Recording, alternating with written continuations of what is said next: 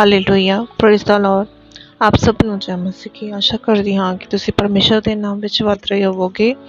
ਅੱਜ ਅਸੀਂ ਪ੍ਰਕਾਸ਼ ਦੀ ਪੋਥੀ ਦਾ 12ਵੇਂ ਚੈਪਟਰ ਦਾ ਅਧਿਐਨ ਕਰਾਂਗੇ, ਜਿਸ ਵਿੱਚ ਇਸਤਰੀ ਅਤੇ ਲਾਲ ਅਜਗਰ ਬਾਰੇ ਦੱਸਿਆ ਗਿਆ ਹੈ। ਚਲੋ ਪੜ੍ਹਦੇ ਹਾਂ ਆਪਾਂ। ਆਕਾਸ਼ ਉੱਤੇ ਇੱਕ ਵੱਡਾ ਨਿਸ਼ਾਨ ਦਿਸਿਆ, ਅਰਥਾਤ ਇੱਕ ਇਸਤਰੀ ਜਿਹੜੀ ਸੂਰਜ ਪਹਿਨੀ ਹੋਈ ਸੀ ਅਤੇ ਚੰਦਰਮਾ ਉਹਦੇ ਪੈਰਾਂ ਹੇਠ ਤੇ 12 ਤਾਰਿਆਂ ਦਾ ਮੁਕਟ ਉਹਦੇ ਸਿਰ ਉੱਤੇ ਸੀ। ਉਹ ਗਰਭਵਤੀ ਸੀ ਅਤੇ ਜਨਮ ਦੇ ਦੁੱਖ ਅਤੇ ਪੀੜਾ ਲੱਗਣ ਕਰਕੇ ਚੀਕਾਂ ਮਾਰਦੀ ਸੀ। ਅਤੇ ਆਕਾਸ਼ ਉੱਤੋਂ ਇੱਕ ਹੋਰ ਨਿਸ਼ਾਨ ਦੱਸਿਆ, ਅਤੇ ਵੇਖੋ ਇੱਕ ਵੱਡਾ ਭਾਰਾ ਲਾਲ ਅਜਗਰ ਸੀ, ਜਿਹਦੇ 7 ਸਿਰ ਅਤੇ 10 ਸਿੰਗ ਸਨ, ਅਤੇ ਉਹਦੇ ਸਿਰਾਂ ਉੱਤੇ 7 ਮੁਕਟ, ਅਤੇ ਉਹਦੀ ਪੂਛ ਨੇ ਆਕਾਸ਼ ਦੇ ਤਾਰਿਆਂ ਦੀ 1/3 ਨੂੰ ਬਲੇਡ ਖਿੱਚਿਆ ਅਤੇ ਉਹਨਾਂ ਨੂੰ ਧਰਤੀ ਉੱਤੇ ਦੇ ਮਾਰਿਆ। ਅਤੇ ਉਹ ਅਜਗਰ ਉਸ ਇਸਤਰੀ ਦੇ ਅੱਗੇ ਜਿਹੜੀ ਜਣਨ ਲੱਗੀ ਸੀ ਖਲੋਤਾ ਭਈ, ਜਿਸ ਵੇਲੇ ਉਹ ਜਣੇ ਤਾਂ ਉਹ ਤੇ ਬਾਲਕ ਨੂੰ ਭਖ ਲਵੇ। ਉਹ ਇੱਕ ਪੁੱਤਰ ਇੱਕ ਨਰ ਬਾਲ ਜਣੀ, ਜੇ ਦੇ ਲੋਹੇ ਦੇ ਡੰਡੇ ਨਾਲ ਸਭਨਾਂ ਕੌਮਾਂ ਉੱਤੇ ਹੁਕੂਮਤ ਕਰਨੀ ਹੈ। ਅਤੇ ਉਹਦਾ ਬਾਲਕ ਪਰਮੇਸ਼ਰ ਕੋਲ ਅਤੇ ਉਹਦੇ ਸਿੰਘਾਸਨ ਕੋਲ ਉਠਾਇਆ ਗਿਆ। ਅਤੇ ਉਹ ਇਸਤਰੀ ਉਜਾੜ ਵਿੱਚ ਨੱਸ ਗਈ, ਜਿੱਥੇ ਪਰਮੇਸ਼ਰ ਦੀ ਵੱਲ ਇੱਕ ਥਾਂ ਉਹਦੇ ਲਈ ਤਿਆਰ ਕੀਤੀ ਹੋਈ ਹੈ ਪਈ, ਉੱਥੇ 1260 ਦਿਨ ਉਹਦੀ ਪ੍ਰਤਿਪਾਲ ਹੋਵੇ। ਫਿਰ ਸਵਰਗ ਵਿੱਚ ਯੁੱਧ ਹੋਇਆ। ਮਿਕਾਇਲ ਅਤੇ ਉਹਦੇ ਦੂਤ ਅਜਗਰ ਨਾਲ ਲੜਨ ਨੂੰ ਨਿਕਲੇ, ਅਤੇ ਅਜਗਰ ਲੜਿਆ ਨਾਲੇ ਉਹਦੇ ਦੂਤ, ਪਰ ਇਹ ਪ੍ਰਬਲ ਨਾ ਹੋਏ, ਅਤੇ ਨਾ ਸਵਰਗ ਵਿੱਚ ਇਹਨਾਂ ਨੂੰ ਥਾਂ ਫਿਰ ਮਿਲਿਆ। ਅਤੇ ਉਹ ਵੱਡਾ ਅਜਗਰ ਹੇਠਾਂ ਸੁੱਟਿਆ ਗਿਆ, ਉਹ ਪੁਰਾਣਾ ਸੱਪ ਜਿਹੜਾ ਇਬਲੀਸ ਅਤੇ ਸ਼ੈਤਾਨ ਕਰਕੇ ਸਿਧਾਉਂਦਾ ਹੈ, ਜੋ ਸਾਰੇ ਜਗਤ ਨੂੰ ਭਰਮਾਉਂਦਾ ਹੈ, ਧਰਤੀ ਉੱਤੇ ਸੁੱਟਿਆ ਗਿਆ, ਅਤੇ ਉਹਦੇ ਦੂਤ ਉਹਦੇ ਨਾਲ ਸੁੱਟੇ ਗਏ। ਅਤੇ ਮੈਂ ਇੱਕ ਵੱਡੀ ਆਵਾਜ਼ ਸਵਰਗ ਵਿੱਚ ਇਹ ਆਖਦੇ ਸੁਣੀ ਪਈ, ਹੁਣ ਸਾਡੇ ਪਰਮੇਸ਼ਰ ਦੀ ਮੁਕਤੀ ਅਤੇ ਸਮਰੱਥਾ ਅਤੇ ਰਾਜ ਅਤੇ ਉਹਦੇ ਮਸੀਹ ਦਾ ਇਖਤਿਆਰ ਹੋ ਗਿਆ, ਕਿਉਂ ਜੋ ਸਾਡੇ ਭਰਾਵਾਂ ਨੂੰ ਦੋਸ਼ ਲਾਉਣ ਵਾਲਾ, ਜਿਹੜਾ ਸਾਡੇ ਪਰਮੇਸ਼ਰ ਦੇ ਹਜ਼ੂਰ ਉਹਨਾਂ ਉੱਤੇ ਦਿਨ ਰਾਤ ਦੋਸ਼ ਲਾਉਂਦਾ ਹੈ, ਹੇਠਾਂ ਸੁੱਟਿਆ ਗਿਆ ਹੈ। ਅਤੇ ਉਹਨੇ ਲੇਲੇ ਦੇ ਲਹੂ ਦੇ ਕਾਰਨ ਤੇ ਆਪਣੀ ਸਾਖੀ ਦੇ ਬਚਨ ਦੇ ਕਾਰਨ ਉਹਨੂੰ ਜਿੱਤ ਲਿਆ, ਅਤੇ ਮਰਨ ਤੀਕ ਆਪਣੀ ਜਾਨ ਨੂੰ ਪਿਆਰਾ ਨਾ ਜਾਤਾ। ਇਸ ਕਰਕੇ ਹੇ ਆਕਾਸ਼ ਅਤੇ ਜਿਹੜੇ ਉਹਨਾਂ ਉੱਤੇ ਰਹਿੰਦੇ ਹੋ, ਤੁਸੀਂ ਆਨੰਦ ਕਰੋ।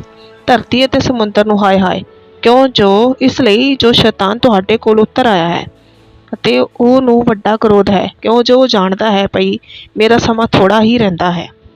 ਜਾਂ ਉਸ ਅਜਗਰ ਨੇ ਡਿੱਠਾ ਭਈ ਮੈਂ ਧਰਤੀ ਉੱਤੇ ਸੁੱਟਿਆ ਗਿਆ ਹਾਂ, ਤਾਂ ਉਸ ਇਸਤਰੀ ਦੇ ਮਗਰ ਪਿਆ ਜਿਹੜੀ ਉਹ ਮੁੰਡਾ ਜਣੀ ਸੀ, ਅਤੇ ਇਸਤਰੀ ਨੂੰ ਵੱਡੇ ਉਕਾਬਾਂ ਦੇ 2 ਪਰ ਦਿੱਤੇ ਗਏ ਭਈ ਉਹ ਝਾੜ ਵਿੱਚ ਆਪਣੇ ਥਾਂ ਨੂੰ ਉੱਡ ਜਾਵੇ, ਜਿੱਥੇ ਸੱਪ ਦੇ ਮੂੰਹੋਂ ਬਚ ਕੇ ਸਮੇਂ ਅਤੇ 2 ਸਮਿਆਂ ਅਤੇ ਅੱਧੇ ਸਮਿਆਂ ਤੀਕ ਉਹਦੀ ਪ੍ਰਤਿਪਾਲ ਹੁੰਦੀ ਹੈ।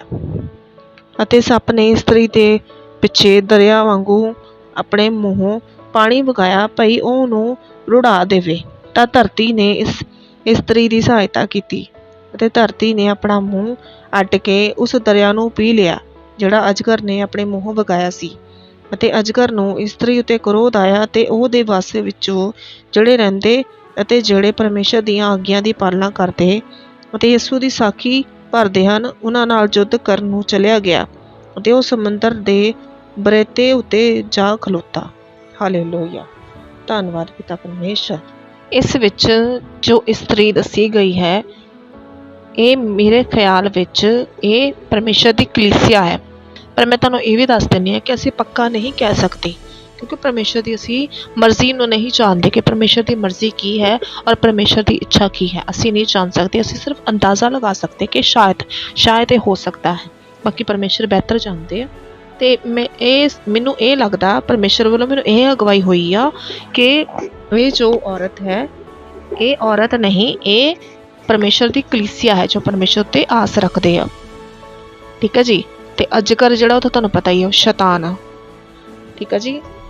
ਇਹਦੇ ਵਿੱਚ ਇਹੀ ਦੱਸਿਆ ਗਿਆ ਕਿ ਉਹ ਜਿਹੜੀ ਇਸਤਰੀ ਸੀ, ਇਹ ਸਿਰਫ ਇੱਕ ਨਿਸ਼ਾਨ ਆ। ਨਿਸ਼ਾਨ ਇੱਥੇ ਲਿਖਿਆ ਹੈ, ਇੱਥੇ ਨਿਸ਼ਾਨ ਦੱਸਿਆ। ਇੱਥੇ ਜਦੋਂ ਆਪਾਂ ਪੜ੍ਹਦੇ ਹਾਂ ਜਦੋਂ ਲਿਖਿਆ ਤੇ ਲਿਖਿਆ ਅਤੇ ਆਕਾਸ਼ ਉੱਤੇ ਇੱਕ ਹੋਰ ਨਿਸ਼ਾਨ ਦਿਸਿਆ ਅਤੇ ਵੇਖੋ ਆਕਾਸ਼ ਵਿੱਚ ਨਿਸ਼ਾਨ ਦਿਖਿਆ। ਠੀਕ ਹੈ ਜੀ। ਤੇ ਭਾਰਾ ਅਜਗਰ ਲਾਲ ਜਿਹੜਾ ਸੀ ਉਹ ਉਹਦੇ ਸਿਰ ਤੇ 7 ਸਿਰ ਤੇ 10 ਸਿੰਗ ਸਨ। ਸਿਰ ਤੇ ਉਹਦੇ 7 ਸਿਰ ਤੇ 10 ਸਿੰਗ ਸਨ ਅਤੇ ਉਹਦੇ ਸਿਰਾਂ ਉੱਤੇ ਮੁਕਟ ਤੇ 7 ਮੁਕਟ। ਇਹ ਤੁਸੀਂ ਹਿਸਾਬ ਲਾਓ ਕਿ 7 ਸਿਰ ਤੇ 10 ਸਿੰਗ। 7 ਸਿਰ ਤੇ 10 ਸਿੰਗ। 7 ਸਿਰ ਜਿਹੜਾ, ਜਿੱਥੋਂ ਤੱਕ ਮੈਨੂੰ ਲੱਗਦਾ 7 ਸਿਰ ਜਿਹੜੇ ਹੈਗੇ ਆ ਇਹ ਦਰਸਾਉਂਦੇ ਆ ਸ਼ਹਿਰ ਨੂੰ, ਵੱਡੇ ਸ਼ਹਿਰ। ਠੀਕ ਹੈ ਜੀ। ਤੇ 10 ਸਿੰਗ ਹੈਗੇ ਰਾਜਿਆਂ ਨੂੰ ਦਰਸਾਉਂਦੇ ਆ। ਮੁਕਟ ਜਿਹੜੇ ਆ 7 ਮੁਕਟ ਆ ਇਹ ਰਾਜਿਆਂ ਨੂੰ ਦਰਸਾਉਂਦੇ ਆ। ਠੀਕ ਹੈ ਜੀ। ਤੇ ਅੱਗੇ ਲਿਖਿਆ ਉਹਦੀ ਪੂਛ ਨੇ ਆਕਾਸ਼ ਦੇ ਤਾਰਿਆਂ ਦੀ 1/3 ਨੂੰ ਵਲੇਟ ਕੇ ਖਿੱਚਿਆ ਅਤੇ ਉਹਨਾਂ ਨੂੰ ਧਰਤੀ ਉੱਤੇ ਮਾਰਿਆ। ਤੇ ਉਹ ਅਜਗਰ ਇਸਤਰੀ ਦੇ ਅੱਗੇ ਜਿਹੜੀ ਜਣਨ ਲੱਗੀ ਸੀ ਜਾ ਖਲੋਤਾ ਪਈ। ਜਿਸ ਵੇਲੇ ਉਹ ਜਣੀ ਤਾਂ ਉਹਦੇ ਬਾਲਕ ਨੂੰ ਭਖ ਲਵੇ। ਇੱਥੇ ਆਪਾਂ ਕਹਿ ਸਕਦੇ ਹਾਂ ਕਿ ਪਰਮੇਸ਼ਰ ਦੇ ਲੋਕ ਜਿਹੜੇ ਆ, ਜਿਹੜੇ ਪਰਮੇਸ਼ਰ 'ਚ ਪੂਰੇ ਆ, ਇਹ ਸ਼ੈਤਾਨ ਉਹਨਾਂ ਨੂੰ ਤੰਗ ਕਰਨ ਦੀ ਕੋਸ਼ਿਸ਼ ਕਰੇਗਾ। ਉਸ ਟਾਈਮ ਜ਼ਿਆਦਾ ਤੰਗ ਕਰਨ ਦੀ ਕੋਸ਼ਿਸ਼ ਕਰੇਗਾ। ਠੀਕ ਹੈ ਜੀ। ਅੱਗੇ ਲਿਖਿਆ ਉਹ ਇੱਕ ਪੁੱਤਰ ਇੱਕ ਨਰ ਬਲ ਜਣੀ ਜਿਹਦੇ ਲੋਹੇ ਦੇ ਡੰਡੇ ਅਰ ਨਾਲ ਸਭਨਾ ਕੌਮਾਂ ਉੱਤੇ ਹੁਕੂਮਤ ਕਰਨੀ ਸੀ। ਤੇ ਉਹਦਾ ਬਾਲਕ ਪਰਮੇਸ਼ਰ ਕੋਲ ਅਤੇ ਉਹਦੇ ਸਿੰਘਾਸਨ ਕੋਲ ਉਠਾਇਆ ਗਿਆ। ਤੇ ਉਹ ਇਸਤਰੀ ਉਜਾੜ ਵਿੱਚ ਨੱਸ ਗਈ ਜਿੱਥੇ ਪਰਮੇਸ਼ਰ ਦੇ ਵੱਲੋਂ ਇੱਕ ਥਾਂ ਉਹਦੇ ਲਈ ਤਿਆਰ ਕੀਤਾ ਹੋਇਆ ਹੈ ਭਈ ਉੱਥੇ 1260 ਦਿਨ ਉਹਦੀ ਪ੍ਰਤਿਪਾਲ ਹੋਵੇ। ਇਹ ਜਿਹੜੀ ਗੱਲ ਹੈ ਇਹ ਆਪਾਂ ਕੁਛ ਕਹਿ ਸਕਦੇ ਹਾਂ ਕਿ ਯਿਸੂ ਮਸੀਹ ਬਾਰੇ ਦੱਸਿਆ ਗਿਆ। ਯਿਸੂ ਮਸੀਹ ਦਾ ਜਨਮ ਜਦੋਂ ਹੋਇਆ ਸੀ ਤੇ ਤੁਸੀਂ ਜਾਣਦੇ ਹੋ ਕਿ ਸ਼ਾਹੀ ਮਤਲਬ ਕਿ ਮਹਿਲ ਵਿੱਚ ਨਹੀਂ ਹੋਇਆ ਸੀ ਉਹਦਾ ਜਨਮ। ਇੱਕ ਬੈਤਲਹਮ ਵਿੱਚ ਖੁਰਲੀ 'ਚ ਉਹਦਾ ਜਨਮ ਹੋਇਆ ਸੀ। ਠੀਕ ਹੈ ਜੀ। ਤੇ ਇੱਥੇ ਆਪਾਂ ਲਗਾ ਸਕਦੇ ਹਾਂ ਅੰਦਾਜ਼ਾ ਕਿ ਸ਼ਾਇਦ ਯਿਸੂ ਮਸੀਹ ਬਾਰੇ ਦੱਸਿਆ ਗਿਆ ਹੈ ਜਾਂ ਉਹਨਾਂ ਦੇ ਆਉਣ ਬਾਰੇ ਦੱਸਿਆ ਗਿਆ। ਕੁਛ ਵੀ ਆਪਾਂ ਅੰਦਾਜ਼ਾ ਲਗਾ ਸਕਦੇ ਕਿਉਂਕਿ ਪਰਮੇਸ਼ਰ ਦੀ ਮਰਜ਼ੀ ਨੂੰ ਅਸੀਂ ਨਹੀਂ ਜਾਣ ਸਕਦੇ। ਠੀਕ ਹੈ ਜੀ। ਇੱਥੇ ਲਿਖਿਆ ਉਹ ਇਸਤਰੀ ਉਜਾੜ ਵਿੱਚ ਨੱਸ ਗਈ ਜਿੱਥੇ ਪਰਮੇਸ਼ਰ ਦੇ ਵੱਲੋਂ ਇੱਕ ਥਾਂ ਉਹਦੇ ਲਈ ਤਿਆਰ ਕੀਤਾ। ਹੁਣ ਇੱਥੇ ਜਦੋਂ ਆਪਾਂ ਪੜ੍ਹਿਆ ਕਿ ਕਿੰਨੇ ਦਿਨ ਉਹਦੇ 1260 ਦਿਨ 1260 ਦਿਨ। ਤੇ ਇਹ ਜੇ ਆਪਾਂ ਉੱਦਾਂ ਲਾ ਕੇ ਚੱਲਦੇ ਹਾਂ ਤੇ ਮੇਬੀ 2.5-3 ਸਾਲ ਬਣਦੇ ਆ। 2.5-3 ਸਾਲ ਮਤਲਬ ਕਿ ਪਰਮੇਸ਼ਰ ਆਪਣੇ ਲੋਕਾਂ ਦੀ ਰੱਖਿਆ ਕਰੇਗਾ। ਹਾਲਾਂਕਿ ਪਰਮੇਸ਼ਰ ਨੇ ਕਿਹਾ ਕਿ ਮੈਂ ਜਗਤ ਦੇ ਅੰਤ ਤੱਕ ਸਦਾ ਤੁਹਾਡਾ ਨਾਲ ਹਾਂ ਲਿਖਿਆ ਆ। ਪਰ ਉਸ ਟਾਈਮ ਕਿਉਂਕਿ ਸ਼ੈਤਾਨ ਕ੍ਰੋਧਵਾਨ ਹੋਇਆ, ਕਿਉਂਕਿ ਉਹ ਜਿਹੜਾ ਕੰਮ ਨੂੰ ਉਹ ਨਹੀਂ ਕਰ ਸਕਦਾ ਸੀ, ਜਿਹੜਾ ਕੰਮ ਨੂੰ ਨਹੀਂ ਕਰਦਾ ਸੀ, ਬਲਕਿ ਜਿਹੜੇ ਕੰਮ ਨੂੰ ਸਕਸੈਸ ਨਹੀਂ ਮਿਲਦੀ ਸੀ ਉਹਨੂੰ, ਤਾਂ ਉਦੋਂ ਉਹ ਕ੍ਰੋਧਵਾਨ ਜ਼ਿਆਦਾ ਹੋ ਜਾਂਦਾ ਸੀ। ਉਹ ਜਿਹੜੀ ਇਸਤਰੀ ਆ ਉਹ ਨੱਠ ਕੇ ਜਿੱਥੇ ਪਰਮੇਸ਼ਰ ਨੇ ਉਹਨੂੰ ਥਾਂ ਦੱਸਿਆ ਕਿ ਇੱਥੇ ਜਾ ਕੇ ਤੂੰ ਇੰਨੇ ਦਿਨ ਰਹਿਣਾ, ਉੱਥੇ ਉਹ ਚਲੀ ਗਈ। ਕਹਿਣ ਦਾ ਮਤਲਬ ਕਿ ਪਰਮੇਸ਼ਰ ਦੀ ਜਿਹੜੀ ਕਲੀਸਿਆ, ਜਿਹੜੇ ਪਰਮੇਸ਼ਰ 'ਚ ਪੂਰੇ ਆ, ਪਰਮੇਸ਼ਰ ਉਹਨਾਂ ਨੂੰ ਇੱਕ ਥਾਂ ਦੱਸੇਗਾ ਕਿ ਜਿੱਥੇ ਉਹ ਲਿਆ ਕੇ ਲੁੱਕ ਜਾਣ ਤਾਂ ਕਿ ਸ਼ੈਤਾਨ ਉਹਨਾਂ ਦੇ ਕੋਲ ਨਾ ਪਹੁੰਚ ਸਕੇ। ਠੀਕ ਹੈ ਜੀ। ਅੱਗੇ ਲਿਖਿਆ ਫਿਰ ਕੀ ਹੋਇਆ। ਫਿਰ ਮਿਕਾਇਲ ਤੇ ਅਜਗਰ ਦੇ ਦੂਤਾਂ ਦੇ ਨਾਲ ਤੇ ਉਹ ਮਿਕਾਇਲ ਦੇ ਦੂਤਾਂ ਦੇ ਮਤਲਬ ਕਿ ਮਿਕਾਇਲ ਤੇ ਦੂਤ ਜਿਹੜੇ ਆ ਉਹਦੀ ਲੜਾਈ ਅਜਗਰ ਤੇ ਉਹਦੇ ਦੂਤਾਂ ਦੇ ਨਾਲ ਹੋਈ ਤੇ ਸ਼ੈਤਾਨ ਹਾਰ ਚੁੱਕਿਆ ਉਸ ਵੇਲੇ। ਇੱਥੇ ਸਾਫ਼ ਦੱਸਿਆ ਕਿ ਪੁਰਾਣਾ ਸੱਪ ਜਦੋਂ ਅਸੀਂ ਆਦਮ ਤੇ ਹਵਾ ਦੇ ਟਾਈਮ ਤੇ ਸੋਚਦੇ ਤੇ ਜਦੋਂ ਹਵਾ ਨੂੰ ਭਰਮਾਇਆ ਗਿਆ ਸੀ ਤੇ ਸੱਪ ਨਹੀਂ ਭਰਮਾਇਆ ਸੀ। ਇਹ ਉਸ ਸੱਪ ਦੀ ਸ਼ੈਤਾਨ ਦੀ ਗੱਲ ਕਰਦੀ, ਇਬਲੀਸ ਜਿਹਨੂੰ ਅਸੀਂ ਲੂਸੀਫਰ ਕਹਿੰਦੇ ਆ, ਉਹਦੀ ਗੱਲ ਹੋ ਰਹੀ ਆ। ਤੇ ਕਹਿੰਦੇ ਉਹ ਧਰਤੀ ਤੇ ਸੁੱਟਿਆ ਗਿਆ ਤੇ ਜਿਹੜੇ ਸਵਰਗ ਵਿੱਚ ਜਿਹੜੇ ਦੂਤ ਸੀ ਖੁਸ਼ੀਆਂ ਮਨਾਉਂਦੇ ਸੀ। ਸਵਰਗ ਵਿੱਚ ਜਿਹੜੇ ਦੂਤ ਸੀ ਉਹ ਖੁਸ਼ੀਆਂ ਮਨਾਉਂਦੇ ਸੀ ਕਿ ਜਿਹੜਾ ਸ਼ੈਤਾਨ ਆ ਉੱਥੋਂ ਨੱਠ ਗਿਆ। ਕਿਉਂਕਿ ਉੱਥੇ ਲਿਖਿਆ, ਜਦੋਂ ਆਪਾਂ ਇੱਥੇ ਪੜ੍ਹਦੇ 10 ਤੋਂ ਆਪਾਂ ਪੜ੍ਹਦੇ ਹਾਂ, ਜਦੋਂ ਲਿਖਿਆ ਤੇ ਇੱਕ ਵੱਡੀ ਆਵਾਜ਼ ਸਵਰਗ ਵਿੱਚ ਇਹ ਆਖਦੇ ਸੁਣੀ ਪਈ, ਹੁਣ ਸਾਡੇ ਪਰਮੇਸ਼ਰ ਦੀ ਮੁਕਤੀ ਅਤੇ ਸਮਰੱਥਾ ਤੇ ਰਾਜ ਅਤੇ ਉਹਦੇ ਮਸੀਹ ਦਾ ਇਖਤਿਆਰ ਹੋ ਗਿਆ, ਕਿਉਂ ਜੋ ਸਾਡੇ ਭਰਾਵਾਂ ਨੂੰ ਦੋਸ਼ ਲਾਉਣ ਵਾਲਾ ਜਿਹੜਾ ਸਾਡੇ ਪਰਮੇਸ਼ਰ ਦੇ ਹਜ਼ੂਰ ਉਹਨਾਂ ਉੱਤੇ ਰਾਤ ਦਿਨ ਦੋਸ਼ ਲਾਉਂਦਾ ਸੀ, ਹੇਠਾਂ ਸੁੱਟਿਆ ਗਿਆ। ਠੀਕ ਹੈ ਜੀ। ਇੱਥੇ ਜਦੋਂ ਹੁਣ ਆਪਾਂ ਗਾਂਹ ਪੜ੍ਹਿਆ ਸੀ ਉੱਥੇ ਕਿ ਧਰਤੀ ਨੂੰ ਹਾਏ ਹਾਏ ਕਿਉਂ ਕਿਹਾ ਗਿਆ। ਕਿਉਂਕਿ ਜੇ ਆਪਾਂ ਇੱਕ ਨੋਰਮਲ ਤਰੀਕੇ ਨਾਲ ਗੱਲ ਕਰਦੇ ਹਾਂ ਤੇ ਸ਼ੈਤਾਨ ਜਿਹੜਾ ਇਨਸਾਨੀਅਤ ਨੂੰ ਗੁਲਾਮ ਆਪਣਾ ਬਣਾਉਣਾ ਚਾਹੁੰਦਾ, ਉਹ ਚਾਹੁੰਦਾ ਕਿ ਪਰਮੇਸ਼ਰ ਨੂੰ ਅਸੀਂ ਛੱਡ ਦਈਏ, ਉਹ ਚਾਹੁੰਦਾ ਕਿ ਅਸੀਂ ਪਰਮੇਸ਼ਰ ਨੂੰ ਛੱਡ ਦਿੱਤੇ ਤੇ ਅਸੀਂ ਉਹਦੇ ਗੁਲਾਮ ਬਣ ਜਾਈਏ। ਪਰ ਇਹ ਹੋ ਨਹੀਂ ਸਕਦਾ, ਜਿਹੜੇ ਪਰਮੇਸ਼ਰ ਦੇ ਲੋਕਾਂ ਨਾਲ ਤਾਂ ਬਿਲਕੁਲ ਨਹੀਂ ਹੋ ਸਕਦਾ। ਠੀਕ ਹੈ ਜੀ। ਤੇ ਤਾਂ ਇੱਥੇ ਲਿਖਿਆ ਗਿਆ ਕਿ ਹਾਏ ਹਾਏ, ਕਿਉਂਕਿ ਉਹ ਬਹੁਤ ਕ੍ਰੋਧਵਾਨ ਸੀ। ਤੇ ਬਾਅਦ ਵਿੱਚ ਕੀ ਹੋਇਆ ਕਿ ਉਹ ਜਿਹੜਾ ਮਤਲਬ ਕਿ ਇਸਤਰੀ ਸੀ ਜਿਹੜੀ ਕਲੀਸਿਆ ਆ ਉਹਦੇ ਇਹ ਜਿਹੜੇ ਇਸਰਾਇਲ ਆਪਾਂ ਜਿਹਨੂੰ ਕਹਿੰਦੇ ਆ ਉਹ ਸੀ ਉਹਦੇ ਮਗਰ ਪਿਆ। ਜਿਹਨੇ ਮਤਲਬ ਕਿ ਮੁੰਡੇ ਨੂੰ ਚੁਣਿਆ ਸੀ। ਤੇ ਪਰ ਜਿਹੜੀ ਇਸਤਰੀ ਸੀ ਉਹਨੂੰ 2 ਪਰ ਦਿੱਤੇ ਗਏ, 2 ਪਰ ਕੇ ਤਾਂ ਕਿ ਉੱਡ ਕੇ ਜਿੱਥੇ ਪਰਮੇਸ਼ਰ ਨੇ ਉਹਨੂੰ ਥਾਂ ਦੱਸੀ ਕਿ ਉੱਥੇ ਜਾਵੇ ਉਹ।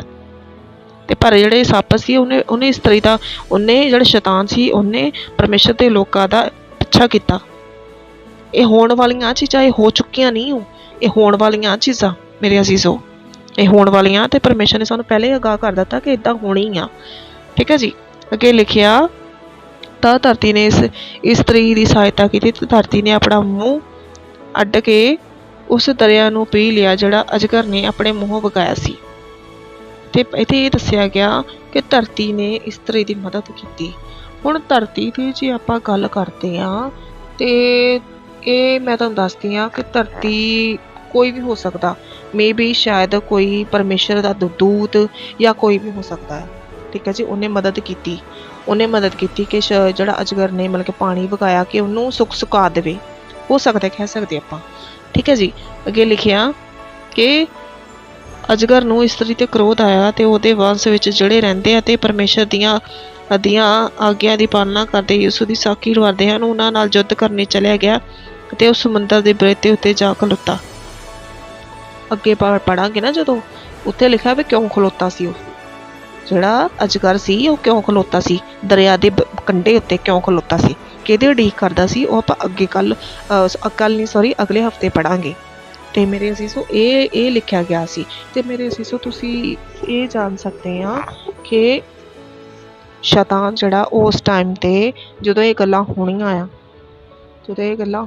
ਆ, ਹਲੇ 2 ਗਵਾਹ ਆਏ ਨਹੀਂ ਹੈਗੇ। ਜਦੋਂ ਪੜ੍ਹਿਆ ਸੀ, ਜਦੋਂ 11ਵੇਂ ਮਤਲਬ ਕਿ ਚੈਪਟਰ ਵਿੱਚ, ਉਦੋਂ 2 ਗਵਾਹ ਆ ਗਏ ਸੀ।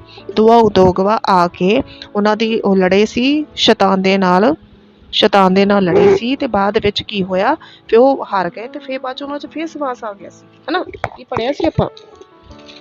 ਤੇ ਇੱਥੇ ਉਹ ਤੁਸੀਂ ਆਪਣੀ ਮੇਰੀ ਪਿਛਲੀ ਵੀਡੀਓ 'ਚ ਪੜ੍ਹ ਸਕਦੇ ਆ, ਤੇ ਮੈਂ ਦੱਸਿਆ ਗਿਆ ਕਿ ਕੀ ਕੁਛ ਉਹਦੇ 'ਚ ਲਿਖਿਆ। ਠੀਕ ਹੈ ਜੀ। ਤੇ ਮੇਰੇ ਕਹਿਣ ਦਾ ਮਤਲਬ ਹੈ ਕਿ ਸਭ ਕੁਛ ਹੋਣ ਵਾਲਾ, ਤੇ ਮੇਰੇ ਅਸੀਂ ਅਲਰਟ ਹੋ ਜਾਓ, ਤੁਸੀਂ ਅਲਰਟ ਹੋ ਜਾਓ। ਤੇ ਇਹ ਤੁਸੀਂ ਜਾਣੋ ਕਿ ਤੁਸੀਂ ਪਰਮੇਸ਼ਰ ਕੋਲ ਇਨਾਮ ਲੈਣ ਲਈ ਤਿਆਰ ਹੈ। ਜੇ ਤੁਸੀਂ ਵਫਾਦਾਰ ਹੋਵੋਗੇ ਤੇ ਪਰਮੇਸ਼ਰ ਵੀ ਤੁਹਾਡੇ ਨਾਲ ਵਫਾਦਾਰ ਹੋਊਗਾ। ਠੀਕ ਹੈ ਜੀ। ਬਾਈਬਲ 'ਚ ਲਿਖਿਆ ਕਿ ਜੇ ਤੁਸੀਂ ਸਾਰਿਆਂ ਸਾਹਮਣੇ ਮੇਰਾ, ਪਰਮੇਸ਼ਰ ਮਸੀਹ ਕਹਿੰਦੇ ਕਿ ਜੇ ਤੁਸੀਂ ਸਾਰਿਆਂ ਸਾਹਮਣੇ ਮੇਰਾ ਇਨਕਾਰ ਕਰੋਗੇ ਤੇ ਪਰਮੇਸ਼ਰ ਅੱਗੇ ਮੈਂ ਵੀ ਤੁਹਾਡਾ ਇਨਕਾਰ ਕਰ ਦੂੰਗਾ। ਠੀਕ ਹੈ ਜੀ। ਤੇ ਹੁਣ ਦਾ ਸਮਾਂ ਤੁਸੀਂ ਦੇਖ ਰਹੇ ਹੋ ਕਿ ਕੌਮਾਂ ਤੇ ਮਤਲਬ ਕਿ ਉੱਤੇ ਖੜ ਹੋਈਆਂ ਆ, ਮਤਲਬ ਕਿ ਬਸ ਲੜਾਈ, ਇੱਦਾਂ ਲੱਗਦਾ ਕਿ ਜਿੱਦਾਂ ਲੜਾਈ ਛਿੜਨ ਵਾਲੀ ਹੀ ਆ, ਇੱਦਾਂ ਲੱਗਦਾ। ਪਰ ਪਰਮੇਸ਼ਰ ਨੇ ਕਿਹਾ ਕਿ ਅੜੇ ਰਹੋ ਤੇ ਖੜੇ ਰਹੋ, ਜਿਹੜਾ ਅੰਤ ਤੱਕ ਸਹੇਗਾ ਸੋਈ ਬਚਾਇਆ ਜਾਵੇਗਾ। ਤੇ ਮੇਰੇ ਅਸੀਸੋ ਡਰਨਾ ਨਹੀਂ ਹੈਗਾ, ਕਿਉਂਕਿ ਰੈਪਚਰ ਹਲੇ ਹੋਣ ਵਾਲਾ। ਪਰਮੇਸ਼ਰ ਦੇ ਅੱਗੇ ਦੁਹਾਈ ਦੇਣੀ ਹੈ ਕਿ ਪਰਮੇਸ਼ਰ ਸਾਡੇ ਦੁੱਖਾਂ ਨੂੰ ਦੇਖ ਸਾਨੂੰ ਬਚਾ, ਔਰ ਸੱਚਮੁੱਚ ਪਰਮੇਸ਼ਰ ਆਪਣੇ ਬੱਚਿਆਂ ਨੂੰ ਬਚਾਵੇਗਾ ਔਰ ਬਚਾਉਂਦਾ ਆਇਆ ਹੈ। ਠੀਕ ਹੈ ਜੀ। ਰੈਪਚਰ ਹੋਣ ਵਾਲਾ, ਆਪਣੇ ਆਪ ਨੂੰ ਇੱਦਾਂ ਦੇ ਪੱਕੇ ਬਣਾ ਦਿਓ ਕਿ ਉਹ ਰੈਪਚਰ 'ਚ ਤੁਹਾਡਾ ਨਾਮ ਆਵੇ ਹੀ ਆਵੇ, ਤੁਹਾਨੂੰ ਪਰਮੇਸ਼ਰ ਲੈ ਕੇ ਹੀ ਜਾਵੇ ਕਿ ਮੈਂ ਲੈ ਕੇ ਹੀ ਜਾਣਾ। ਬਾਕੀ ਜਿਨ੍ਹਾਂ 'ਚ ਹਲੇ ਖੋਟ ਹੋਊਗਾ, ਜਿਹੜੇ ਮਤਲਬ ਕਿ ਪੂਰੀ ਤਰ੍ਹਾਂ ਤਿਆਰ ਨਹੀਂ ਹੋਗੇ, ਉਹ ਇੱਥੇ ਰਹਿ ਜਾਣੇ ਆ।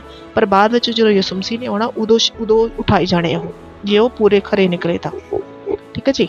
ਇਹਦੇ ਵਿੱਚ ਇਹੀ ਕੁਛ ਲਿਖਿਆ ਸੀ। ਬਾਕੀ ਅਗਲੇ ਹਫਤੇ ਆਪਾਂ 13ਵਾਂ ਪੜਾਂਗੇ, ਜਿਸ ਵਿੱਚ 2 ਦਰਿੰਦੇ ਬਾਰੇ ਗੱਲ ਕੀਤੀ ਆ। ਤੁਹਾਨੂੰ ਮੈਂ ਦੱਸ ਦਿੰਦੀ ਹਾਂ ਕਿ ਜਿਸ ਲਾਲ ਅਜਗਰ ਬਾਰੇ ਜਿਹੜਾ ਅਸੀਂ ਅੱਜ ਪੜ੍ਹਿਆ, ਇਹ ਜਿਹੜਾ ਸਮੁੰਦਰ ਦੇ ਕੰਢੇ ਉੱਤੇ ਜਾ ਖਲੋਤਾ, ਉਹ ਇਹਨਾਂ ਦੀ ਉਡੀਕ ਕਰ ਰਿਹਾ ਸੀ ਵੀ ਨਿਕਲ ਦਰਿਆ ਦੇ ਵਿੱਚੋਂ। ਆਪਾਂ ਅਗਲੇ ਹਫਤੇ ਪੜਾਂਗੇ। ਠੀਕ ਹੈ ਜੀ। ਤੇ ਪਰਮੇਸ਼ਰ ਧੰਨਵਾਦ ਆ। ਪਰਮੇਸ਼ਰ ਦੇ ਵਚਨਾਂ ਤੇ ਖੜੇ ਰਹੋ ਤੇ ਅੜੇ ਰਹੋ, ਔਰ ਪਰਮੇਸ਼ਰ ਦੇ ਵਚਨਾਂ ਨੂੰ ਪੜ੍ਹੋ। ਕਿਉਂਕਿ ਦੇਖੋ, ਮੇਰੀ ਗੱਲ ਸੁਣੋ, ਜੇ ਤੁਸੀਂ ਬਹੁਤ ਕਸ਼ਟ ਵਿੱਚ ਹੋ ਨਾ, ਤੇ ਤੁਹਾਨੂੰ ਕੀ ਕਰਨਾ ਪਏਗਾ, ਮੈਂ ਤੁਹਾਨੂੰ ਦੱਸਦੀ ਹਾਂ।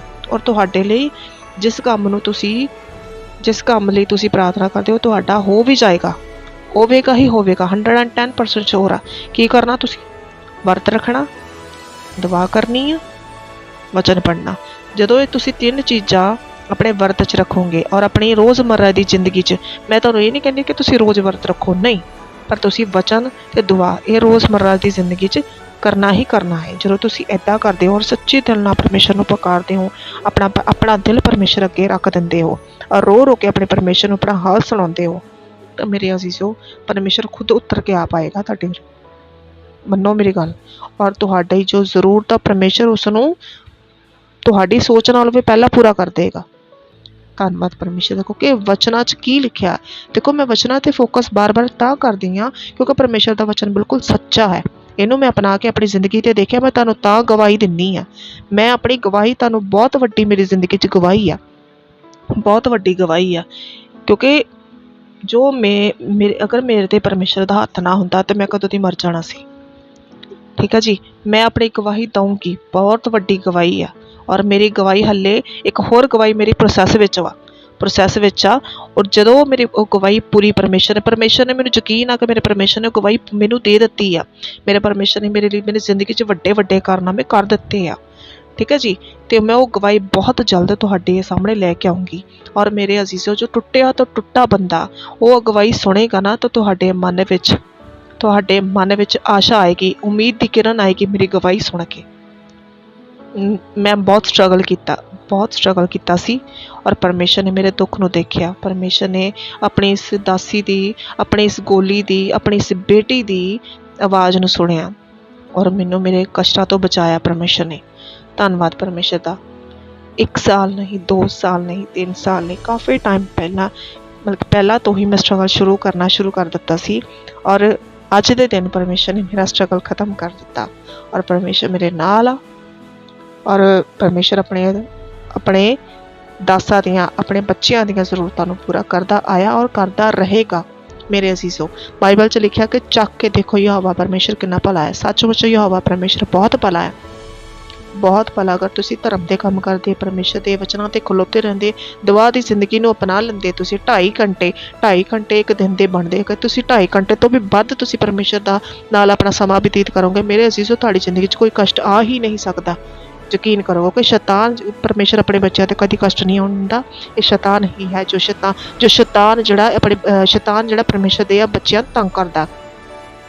ਜੋ ਯਿਸੂ ਮਸੀਹ ਨੂੰ ਜਾਣਦੇ ਨੇ, ਜੋ ਪਰਮੇਸ਼ਰ ਨੂੰ ਨਹੀਂ ਜਾਣਦੇ, ਸ਼ੈਤਾਨ ਦੀ ਇਹਨਾਂ ਦੀ ਲੜਾਈ ਨੂੰ ਉਹਨਾਂ ਦਾ ਨਾਲ ਨਹੀਂ ਲੱਗੀ, ਇਹ ਸਾਡੇ ਨਾਲ ਲੱਗੀ ਹੈ, ਕਿਉਂਕਿ ਅਸੀਂ ਆਪਣੇ ਸਹੀ ਟਰੈਕ 'ਤੇ ਜਾ ਰਹੇ ਹਾਂ। ਅਸੀਂ ਪਰਮੇਸ਼ਰ ਨੂੰ ਪਾਉਣ ਦੇ ਸਹੀ ਟਰੈਕ ਵਿੱਚ ਹਾਂ, ਅਤੇ ਉਹਨੂੰ ਇਸ ਗੱਲ ਤੋਂ ਅੱਗ ਲੱਗਦੀ ਹੈ। ਇਸ ਕਰਕੇ ਮੇਰੇ ਅਜ਼ੀਜ਼ੋ, ਸ਼ੈਤਾਨ ਨੂੰ ਅਸੀਂ ਹਰਾਉਣਾ ਹੀ ਹਰਾਉਣਾ ਹੈ। ਇੱਕ ਵਚਨ ਮੈਂ ਤੁਹਾਨੂੰ ਦੱਸਦੀ ਹਾਂ, ਅਗਰ ਤੁਸੀਂ ਕੋਈ ਵੀ ਤੁਹਾਡੀ ਮਨ ਦੀ ਮਨਸ਼ਾ ਹੈ, ਜਾਂ ਕੋਈ ਵੀ ਆਸ ਉਮੀਦ ਹੈ ਜੋ ਪੂਰੀ ਨਹੀਂ ਹੋ ਰਹੀ, ਤੁਸੀਂ ਪਤਾ ਕੀ ਕਰੋ, ਮੈਂ ਤੁਹਾਨੂੰ ਇੱਕ ਸੋਲਿਊਸ਼ਨ ਦੱਸਾਂਗੀ ਤੁਹਾਨੂੰ, ਪਰ ਉਹ ਅੱਜ ਦੇ ਦਿਨ ਨਹੀਂ, ਕਿਉਂਕਿ ਟਾਈਮ ਬਹੁਤ ਹੋ ਗਿਆ, ਵੀਡੀਓ ਕਾਫੀ ਲੰਬੀ ਹੋ ਗਈ ਹੈ। ਕਿਉਂਕਿ ਮੈਂ ਸਮਝ ਸਕਦੀ ਅਗਰ ਵੀਡੀਓ ਜ਼ਿਆਦਾ ਲੰਬੀ ਹੋ ਗਈ ਤਾਂ ਤੁਸੀਂ ਪੂਰੀ ਦੇਖੋਗੇ ਨਹੀਂ। ਠੀਕ ਹੈ ਜੀ, ਅਤੇ ਇਸ ਲਈ ਮੈਂ ਹੁਣੇ ਇਜਾਜ਼ਤ ਲੈਂਦੀ ਹਾਂ। ਔਰ ਪਰਮੇਸ਼ਰ ਧੰਨਵਾਦ ਹੈ, ਪਰਮੇਸ਼ਰ ਤੁਹਾਨੂੰ ਬਲੈਸ ਕਰੇ, ਤੁਹਾਡੇ ਜੀਆਂ ਨੂੰ ਬਲੈਸ ਕਰੇ, ਤੁਹਾਡੀ ਹਰੇਕ ਜ਼ਰੂਰਤ ਨੂੰ ਪੂਰਾ ਕਰੇ, ਯਿਸੂ ਮਸੀਹ ਦੇ ਨਾਮ 'ਤੇ, ਆਮੀਨ। ਔਰ ਮੈਂ ਇਹ ਜੋ ਤੁਹਾਨੂੰ ਇੱਕ ਵਚਨ ਤੁਹਾਨੂੰ ਦੱਸਾਂਗੀ ਆਉਣ ਵਾਲੇ ਦਿਨਾਂ ਵਿੱਚ, ਕਿ ਤੁਸੀਂ ਪਰਮੇਸ਼ਰ ਤੋਂ ਕਿੱਦਾਂ ਮੰਗਣਾ, ਔਰ ਕਿੱਦਾਂ ਵਿਜ਼ੂਅਲਾਈਜ਼ ਕਰਨਾ ਤੁਸੀਂ, ਕਿ ਤੁਹਾਨੂੰ ਜਿਹੜੀ ਤੁਸੀਂ ਚੀਜ਼ ਆ ਉਹ ਤੁਹਾਨੂੰ ਜਲਦੀ ਤੋਂ ਜਲਦੀ ਮਿਲ ਜਾਵੇ। ਠੀਕ ਹੈ ਜੀ, ਧੰਨਵਾਦ ਸਭ ਨੂੰ, ਪਰਮੇਸ਼ਰ ਦਾ ਧੰਨਵਾਦ ਹੈ। ਔਰ ਤੁਹਾਡਾ